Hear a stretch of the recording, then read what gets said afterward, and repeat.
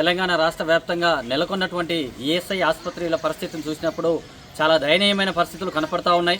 ఎందుకంటే ఇక్కడ చాలా చోట్ల ఈఎస్ఐ హాస్పిటల్లో ఉన్నటువంటి పరిస్థితులలో చాలామంది కార్మికులు కర్షకులు ఈ యొక్క హాస్పిటల్స్ పైన ఆధారపడి వారి యొక్క పరిస్థితులను ఆరోగ్య స్థితిగతులను మార్చుకున్నటువంటి పరిస్థితులలో ఇక్కడ ఉన్నటువంటి ఏదైతే డిస్పెన్సరీ వ్యవస్థ ఉందో దాన్ని తీసివేసే విధంగా కేంద్ర ప్రభుత్వం రాష్ట్ర ప్రభుత్వం యొక్క మధ్య సయోధ్య లేకపోవడం వలన ఈరోజు ఈ విధమైనటువంటి ఆ యొక్క డిస్పెన్సరీ వ్యవస్థని తీసివేసే విధంగా ఆలోచన చేస్తున్నటువంటి విధానం చాలా దయనీయ స్థితిలో ఉంది.